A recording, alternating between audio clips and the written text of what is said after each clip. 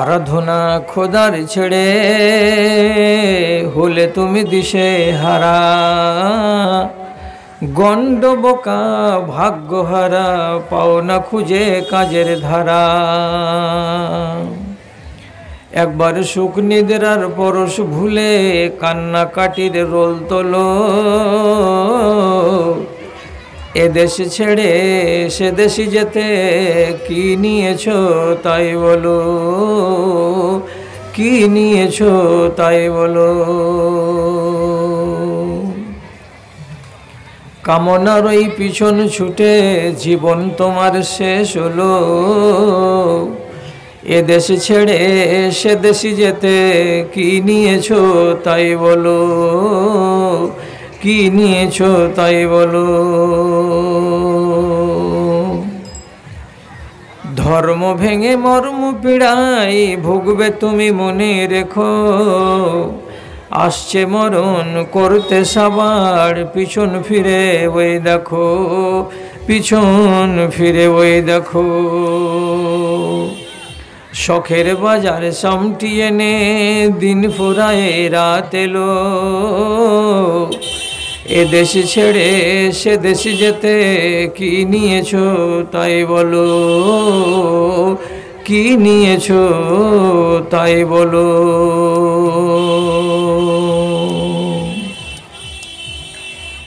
মাননীয় আজকের সভার সভাপতি সাহেব, সমবেত এই গ্রাম তথা পার্শ্ববর্তী অন্যান্য গ্রাম থেকে দিনের দরদকে বুকে নিয়ে ইমানি জজবাকে সাথে নিয়ে উপস্থিত আমার ছোট ও বড় সকল শ্রেণীর ভাই ও বন্ধুগণ, তথা এক পার্শ্বে শান্তশিষ্টভাবে বসে থাকা অবলা ও সরলা আমার মাতা ও ভগ্নীগণ, আল্লাহর শুকরিয়া আদায় করছি যে অনেক দিন পর আবার এই গ্রামে আমি এসেছি। আপনাদের আমার কাছে পরিচিতি ভালো হয়ে আছে, আপনারাকে যখনই স্মরণ করি ভালো বলেই স্মরণ করি, আপনাদের রেকর্ড আমার কাছে খারাপ নেই। যাই হোক, আজকে জালসা চলতে চলতে সময়টা হয়তো একটু অসময় হয়ে গেল, তার জন্য এত বেশি ঘাবড়াবার কোনো প্রয়োজন নেই। আপনি কম করে শুনেন, আর কম করে শুনে তারপরে এইখান থেকে যান, আপনারও ইজ্জত বেঁচে যাবে, আমারও ইজ্জত থেকে যাবে। আমি 11:30টার সময় 11:25 কথা আরম্ভ করেছি। আপনি যদি খুব বেশি সময় দিতে না পারেন তো কমসে কম 12:25 পর্যন্ত যদি থাকেন তো 1 ঘন্টার সময় আপনার গত করা হবে। এটা কোনো বেশি সময় নয়। এবার আর কথা না বাড়িয়ে আপনাদের সামনে জরুরি কটা কথা বলছি। প্রথম কথা, আমরা আল্লাহ রাব্বুল আলামিনের যেগুলো গুণ, সেই গুণগুলোকে ধার করে বান্দার মতো করে আমরা অভ্যাস করি, আর ওই গুণের উপর দিয়ে আমরা নিজেদের জীবন কাটাই। আল্লাহ কোনোদিন খানা খান না, তো আমরাও রমজান মাসে 12-13 ঘন্টা খানা খাই না, অথচ খানা মজুদ থাকে বাড়িতে। উনার সাথে কি আমরা পাল্লা দিয়ে পারি না। কিন্তু আল্লাহর যেগুলো ভালো স্বভাব আছে সেই স্বভাবগুলো আমরা ধারণ করি বান্দা হিসেবে। আল্লাহ কাউরি ওপরে জুলুম করেন না, আমরাও জুলুম করব না। আল্লাহ রাব্বুল আলামিন দুনিয়াতে জুলুমকে পছন্দ করেন না, আমরাও পছন্দ করব না। এই হলো একটা নিয়ম। আর একটা নিয়ম হলো এই, আপনার যদি কাউরি ওপরে মন খারাপ হয়ে যায়, কেউ যদি আপনার কথা না শুনে আপনাকে বেইজ্জত করে থাকে, তাহলে আপনি কি করেন? আপনার মনটা ক্ষেপে যায়, সাথে সাথে আপনি বলেন, আচ্ছা থাম, তোকে সোজা করে দিব, তোকে যেমন করেই হোক আমি বশ্যতা স্বীকার করিয়ে ছাড়ব। বলে আমরা কাউরি ওপরে যখন রেগে যাই তো তো বদলা নেওয়ার জন্য উদ্যত হয়ে যাই। ঠিক এই কথাটা শিখলাম কার কাছ থেকে? আল্লাহ রাব্বুল আলামিনের কাছ থেকে। কেন? তিনি বলছেন তার যত দুনিয়াতে বান্দা আছে সবাইকে, ঈমান এনেছে তবুও আর ঈমান না এনেছে তবুও সবাইকে বলছেন ওয়া ইন্না মিনাল মুজরিমিনা মুনতাকিমুন। যারা অপরাধী, যারা অপরাধ করবে তাদের বদলা কিন্তু আমি চুকিয়ে নিব। আমার নাম আল্লাহ, বদলা চুকিয়ে নিব আমি, বদলা চুকাতে দেরি করব না। কার কাছ থেকে? যারা অপরাধ করবে তাদের কাছ থেকে।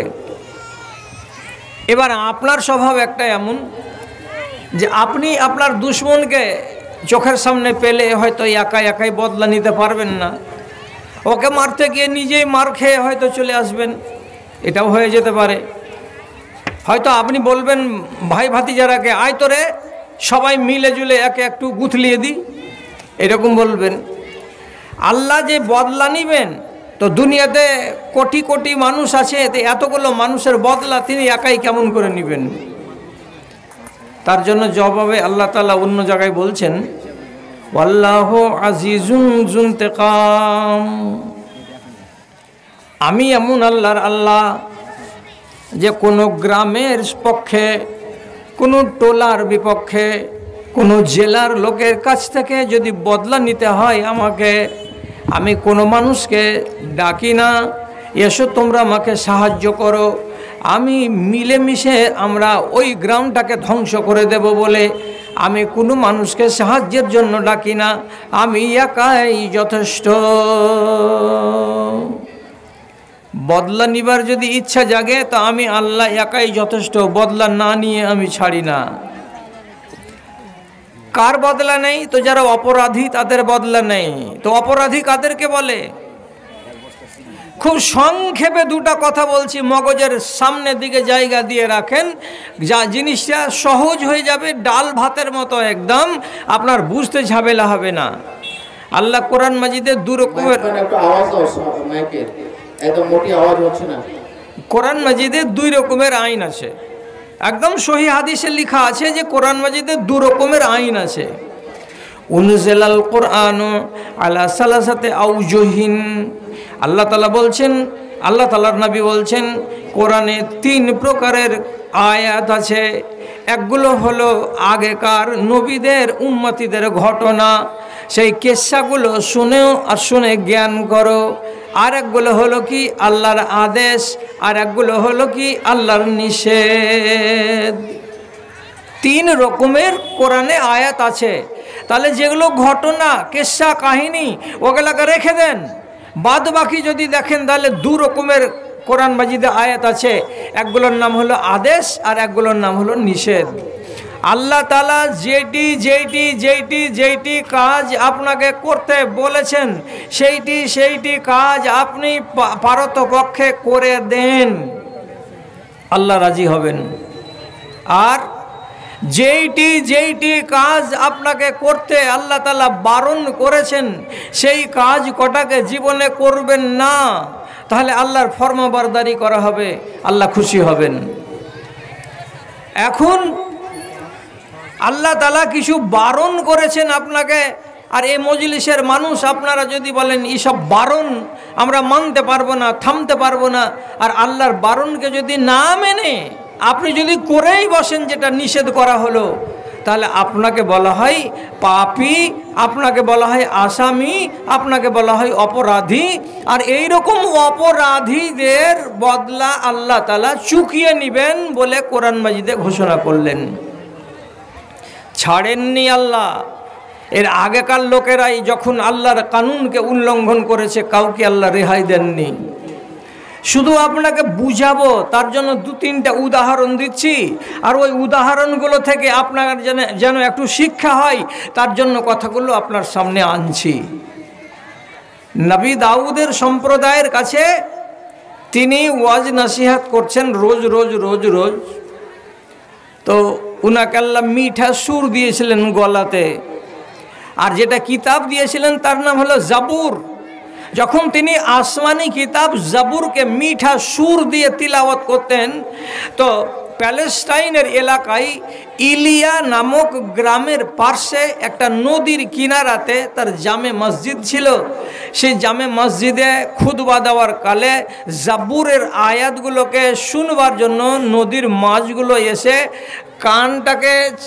কান কুয়াটাকে খুলে দিয়ে, কলসাগুলোকে ছেড়ে দিয়ে, মুখগুলোকে উপর দিকে জাগিয়ে দিয়ে নবী দাউদের বয়ান শুনত। কত মিঠা আওয়াজ ছিল তার। এই বড় বড় মাছকে দেখে ওর গ্রামের লোকেদের আর সহ্য হলো না, লোভ সামলাতে পারল না। একদিন জুমার নামাজকে ছেড়ে দিয়ে মাছ মারতে গেল। তো তার আগে নবী দাউদ কানে শুনেছেন যে আমার উম্মতিরা এই বাজে কাজ করতে যাবে। তখন তিনি তাদেরকে বারবার করে নিষেধ করে বলছেন, খবরদার, তোমরা একটাই কথা আগে বুঝতে চেষ্টা করো যে মাছগুলো শনিবারের দিন কেন আসছে, রবিবারে কেন আসে না, সোমবারে, মঙ্গলবারে, বুধবারে, বৃহস্পতিবারে, শুক্রবারে কেন আসে না রে পাগলারা? শুধু আসছে তো শনিবারের দিন, শুধু এই জন্য আসছে যে আল্লাহর কিতাব পড়ছি আমি, আর তারা শুনবার জন্য আসছে। এই মাছকে তোমরা আক্রমণ। কি হলো রে? মাইক কি হলো? মাইক ম্যান ঘুমিয়ে গেছে নাকি? মোটেই বন্ধ হয়ে গেছে। আরে মাইকটা বন্ধ হয়ে, আরে ভাই একটু বসে থাকো না, মাইকের সাউন্ড আমার হয়েছে। আবার ঘুমাচ্ছ। আর কি দিয়ে হবে? মোগরব থেকে এটা কথা শুনে শুনে শুনে শুনে আমাদেরই কান পচে গেল। আইসক্রিম বেচা মেয়া হলে আপনি যত চেঁচাবেন ঘুরে ওই রকমই হবে, আর চেঁচিয়ে লাভ নাই। এখন তো রাত 12টা বাজতে যাচ্ছে, যা হচ্ছে এটাই ভালো। তো এমনিতে আমাদের দেশের লোক বলছে যে কপালে আছে মুলাই চাকির হাড়, তো কী করবে তোর চাচা খাজিনদার? যেটা আছে না ইমামাতে কানা মামা ভালো, আর বাহিরের লোককে শুনিয়ে লাভ কি? আপনারা 2-4টা লোক আছেন, শুনে নেন, বাস শেষ করি। কথাটা কি? উনি বারবার বারণ করলেন। বারণ মানে কি? মানা করলেন, এ কাজ করিও না, এ কাজ করিও না, এ কাজ করিও না। তাহলে নাটাকে মানতে হবে, কেন? যে নবীর মুখ থেকে না বেরিয়ে আসছে। আর এই নাকে যদি তুমি না শুনো তাহলে তো তুমি হবে আসামি। আল্লাহ তাআলা কোরআনে বলছেন এবার কি? ফালাম্মা আতাউ মা নুহু আনহু জাআলনাহুমুল কিরাদাতা ওয়াল খানাজিরা জাআলনাহুম কিরাদাতান খাসিন। যখন ওদেরকে সপ্তাহের পর সপ্তাহ শনিবারের দিন জুমা পড়তেন, প্রতিটি জুমায় লোকগুলোকে সাবধান করা হলো, এ মাছকে তোমরা মারতে যেও না, না হলে আল্লাহর নাফরমানি করা হবে। আর যদি তোমরা বারণ না শোনো তাহলে আল্লাহ নারাজ হয়ে যেতে পারেন তোমাদের উপরে। এরা যখন বুড়ো আঙুল দেখিয়ে দিল আর বারণকে মানলো না, আল্লাহ তাআলা কোরআন মাজিদে বলছেন, তখন আমি কি করলাম? ওই লোকগুলোকে সঙ্গে সঙ্গে যতটি লোক নেমে নেমে মাছ ধরছিল, আর যতটি লোক মাছগুলো দেখিয়ে দিচ্ছিল, আর যতটি লোক কিনারায় দাঁড়িয়ে দাঁড়িয়ে তামাশা দেখছিল, সব কটি লোককে আল্লাহ তাআলা নিমেষের ভেতরে বাঁদর বানিয়ে দিলেন। সাবুরউদ্দিন হাজি নামাজ পড়তে গেছে, বাড়ি আসছে তো বাঁদর হয়ে, আর হাজি হয়ে নাই। এলাহি বক্স গেছিল নামাজ পড়তে, ওযু করে মাথায় টুপি দিয়া, অপরাধ করেছে, বানর হয়ে গেছে। 5 নম্বর পা পিছন দিকে লেজ লাগিয়ে নিয়ে বাড়ির দিকে চলে আসছে। আর বাড়ির লোকেরা বানর বানর বানর বলে মুড়া বাড়ুন দিয়ে ঝাঁটিয়ে ওদেরকে বাড়ি থেকে বাইরে তাড়িয়ে দিচ্ছে। কেন? তুমি বারণ শুনলে না কেন? তোমাকে নিষেধ করা হলো, আর নিষেধকে তুমি যদি না মানো তো তোমাকেই তো বলা হয় অপরাধী। আর যে অপরাধ করবে তো তার বদলা তো আল্লাহ রাব্বুল আলামিন চুকিয়ে নেবেন। আল্লাহ চুকিয়ে নিলেন, সমস্তটিকে বাঁদর করে দিলেন দিয়ে।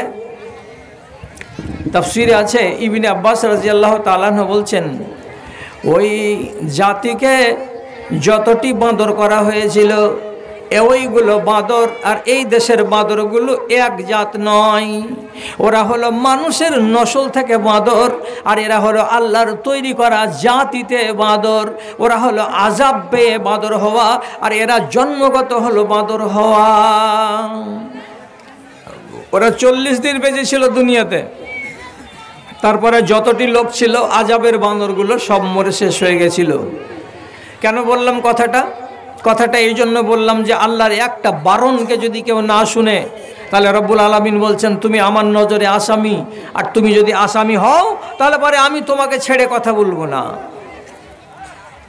উদাহরণ, আপনার গায়ের উপরে ফিট যেন না হয়ে যায়, আমি আল্লাহর কাছে পানাহ চাইছি, আপনিও আল্লাহর কাছে পানাহ চান যে এটা আমাদের সাথে যেন মিলে না যায়।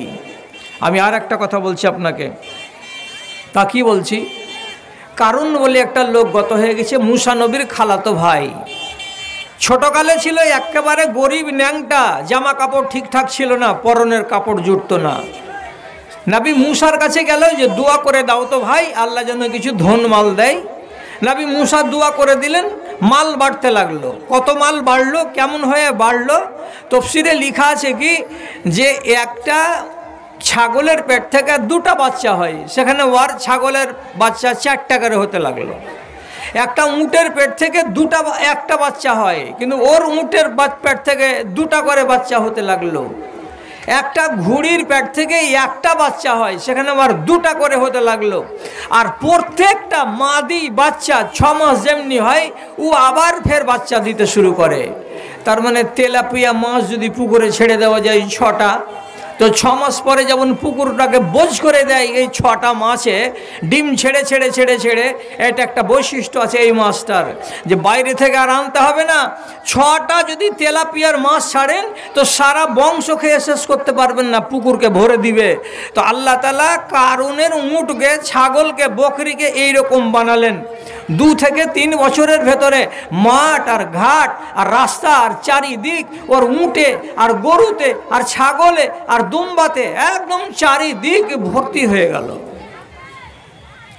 নবী মুসা একদিন বললেন, কিছু গরিব দুঃখীদের জন্য 2-4টা উঁট টুটগুলো, গরু ছাগলগুলো দাও না জি ভাই।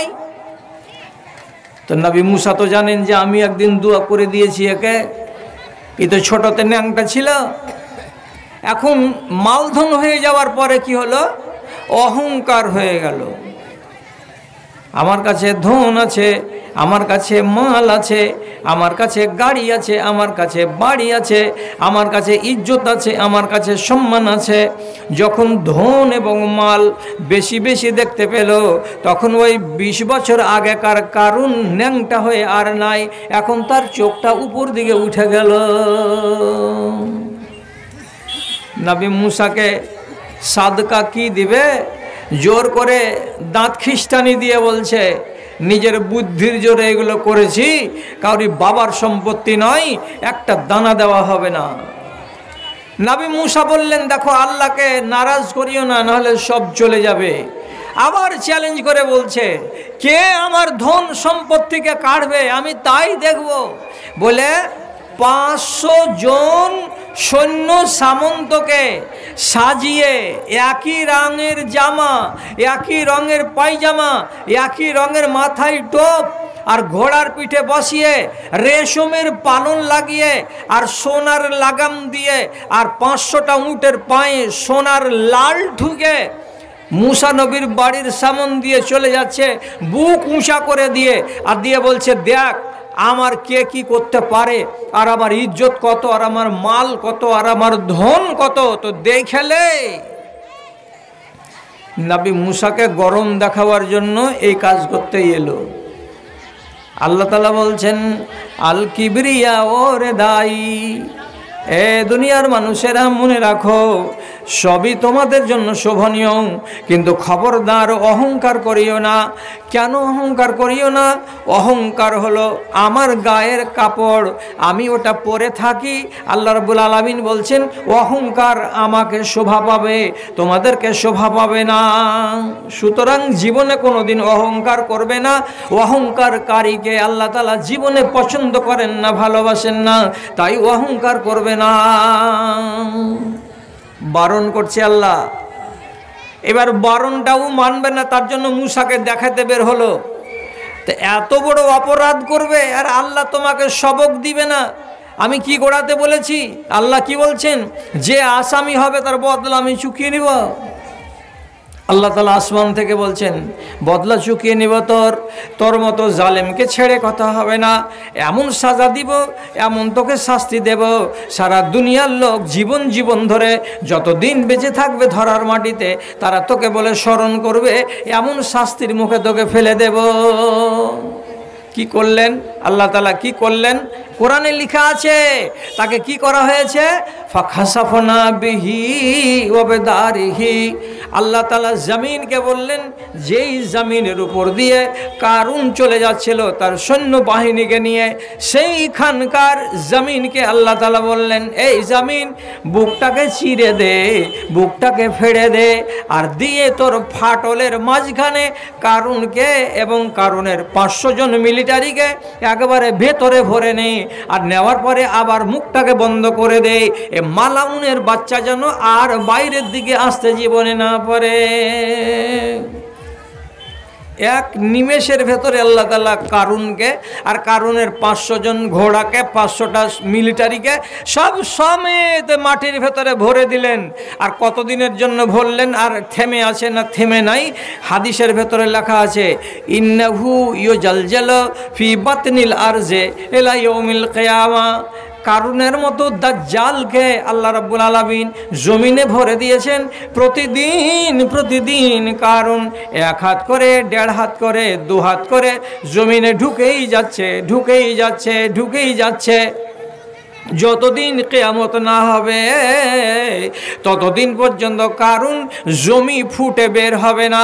আর যেদিন কারুন জমিনকে ফুঁড়ে বেরিয়ে যাবে সেদিন জানতে হবে কিয়ামত কাছে এসেছে। তাছাড়া এর আগে পর্যন্ত কারুনকে জমিন থেকে বের হতে দেওয়া হবে না। ঢুকতেই আছে। কিসের আযাব?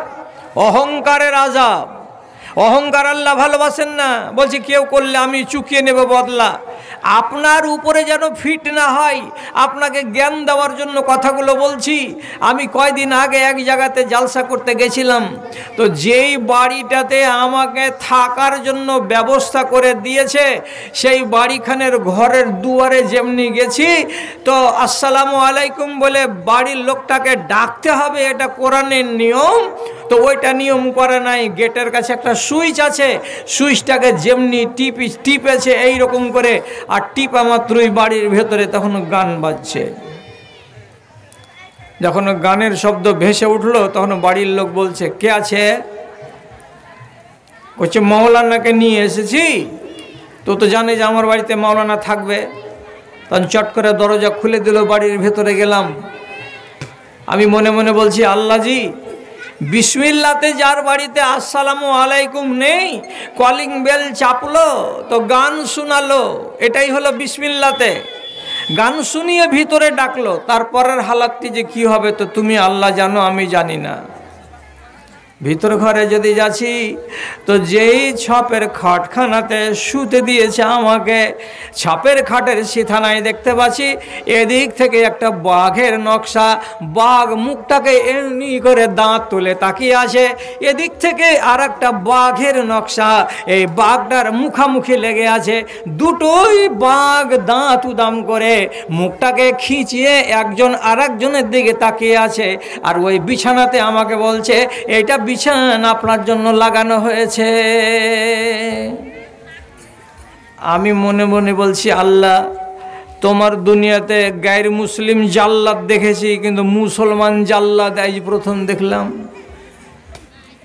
এত বড় কি আর হারামি হয় যে ছাপের খাটের ডালাটাতে, সিথানটাতে জিন্দা একদম বাঘের মতো নকশা এঁকে রেখে দিয়েছে। আর এত বড়টা আয়না পিছন দিকে, আর এত বড়খানা আয়না সিথানের দিকে। আরে নিজে যদি লুঙ্গি এর 5 হাঁট থেকে যদি লুঙ্গি কোনো রকম টেढ़া বেঁকা হচ্ছে, তো শুয়ে নিজের গোডাউন ওদিকের আয়নাতে দেখতে পাওয়া যাচ্ছে। এটা কি ভালো কাজ হলো? হ্যাঁ, যে আমি শুয়ে আছি তো আমার ইজ্জত ওদিকের আয়নাতে দেখা যাচ্ছে, এদিকে যদি পা করে শুয়ে থাকি তাহলে এদিকের আয়নাতে আবার ওই নিজের লজ্জাস্থানগুলো দেখা যাবে যদি একটু কাপড় 19-20 হয়ে যায়। তো তোমার শুয়ে শুয়ে পাছা দেখার এত কেন শখ জাগলো যে ছপ্পের খাটের আগে আর পিছে এত বড় বড় তুমি আয়না লাগিয়ে দিলে? আল্লাহ, ভিতর ঘরে যদি যাচ্ছি একবার বাথরুম অর্থাৎ ইস্তিনজা করব বলে তো বসে পেশাব করার জায়গাই নাই। পেশাব করা তো একবারে খাড়ো হয়ে গামলা লাগা আছে। বলি সাহেব দেখেন দেখেন ওগুলোতে সব ঠিকঠাক করা আছে, ব্যবস্থা করা আছে। তো কোমর পায়খানা মানে কি হাঁটু পর্যন্ত চেয়ারে যেমন আমরা বসে আছি, চেয়ারে বসে যেগুলো পায়খানা হয় ওগুলোকে বলে কোমর পায়খানা। আর দাঁড়িয়ে দাঁড়িয়ে যেগুলো পেশাব করে সামনের দিকে সাইপুন লাগা আছে, বলছে আপনি চেন খুলেন আর খাড়িয়া খাড়িয়া মুতখানি গামলাতে ফেলে দেন আপনি। আমি বললাম আল্লাহ তোকে যে কতদিন ইমানের সাথে না এই হালাতে বাঁচিয়ে রাখবে। আমার মন বলছে না রে কত তাড়াতাড়ি তোর বাড়িতে আযাব আসবে। তো আল্লাহ তাআলা নিজেই ভালো জানেন। কেন? আল্লাহ তাআলা বলছেন অহংকারীকে আমি পছন্দ করি না। বাহুবলের অহংকারে থাকিস না রে আর, গরিবের পায়ের নিচে মারিস না রে আর। জুলুমবাজি কদিন রবে, কোমর বেঁকে কামান হবে। হাতের মুঠোয় বল পাবি না, রক্ত যেদর শুকিয়ে যাবে। শুন রে কথা ছেড়ে দে রে মিছে অহংকার। বাহুবলের অহংকারে থাকিস না রে আর, গরিবের পায়ের নিচে মারিস না রে আর। বন্ধুরা, অপরাধ যেই করুক না কেন আল্লাহ বদলা নিয়ে নিবেন, নিয়েছেন সেই কথাটাই আপনাকে পড়ে পড়ে শোনাচ্ছি।